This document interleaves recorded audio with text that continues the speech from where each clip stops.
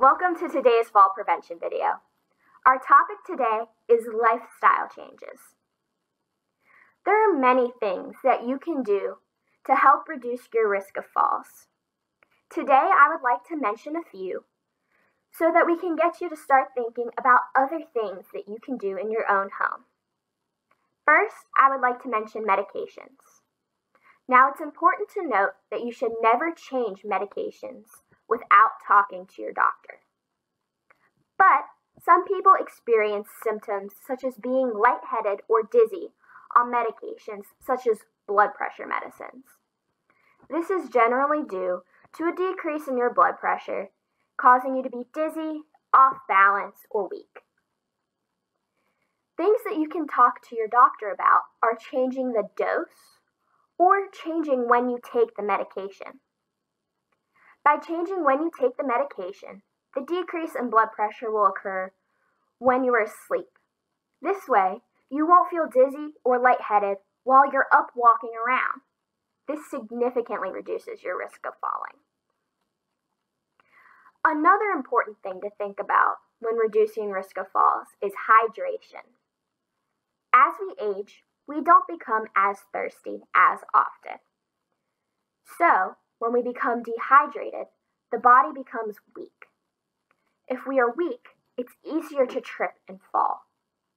It's essential to make a conscious effort to drink a good amount of water every day.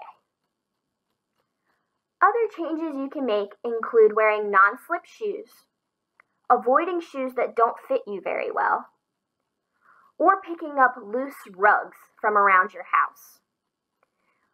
This reduces the tripping hazards in your home. Another way to help improve your home is having good lighting. Having bright lights will increase your depth perception as well as decrease your risk of trips. By reducing your risk of tripping or not being able to see very well, you reduce your risk of falls. Although fall prevention is the best way to reduce risk of injuries, it's also important to have a plan in place in case you do fall. Having phones within arm's reach or having a device that allows you to contact emergency medical services is very important. This will allow you, in the event that you fall, to contact the appropriate people so they can offer you help and reduce your risk of long-term injuries. I hope all of these topics are helping you to get thinking about what you can change in your own home. Talk to you tomorrow. Thank you for listening. Have a great day.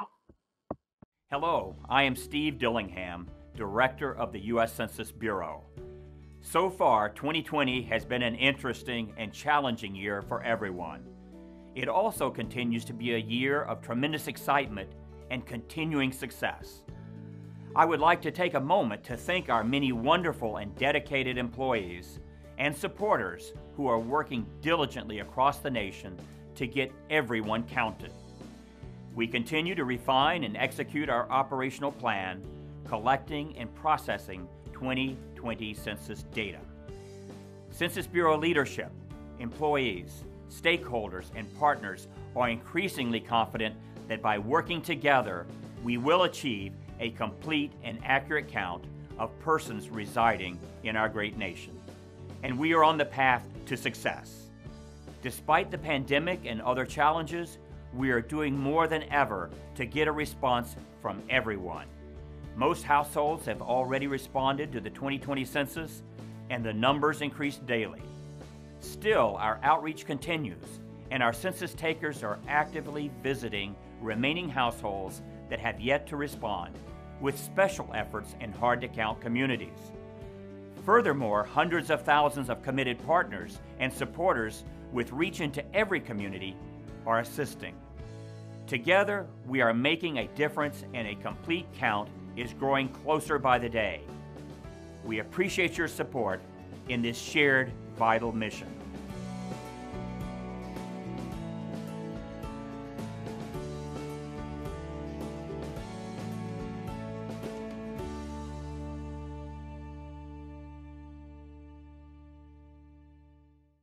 What is the 2020 census? Every 10 years, the census records everyone living in this country. It's written in the Constitution and comes in a questionnaire that counts everyone who lives at your address on April 1st. The data can be used to inform funding for services like fire stations, schools, clinics, and representation that affect your community. How will 2020 census data be used? Where there are more people, there are more needs for public services. That's why the census is used by the government to inform funding decisions each year. But that's not all. It's also used by nonprofits to inform services, by businesses to create jobs, and even by students for school projects. Understanding how the population changes helps us shape communities across the country for the better. How does the 2020 census affect representation?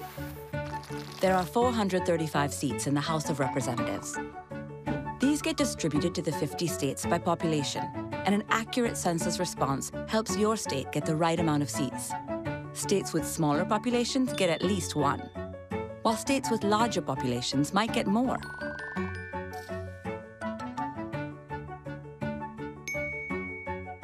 How do I take the 2020 census? In March 2020, every address in the country will receive an invitation to complete a simple questionnaire. And there are 3 ways to respond. Number 1, do it online. Number 2, call by phone. Number 3, send it by mail. For those who don't respond, a census taker from your community will follow up and assist you.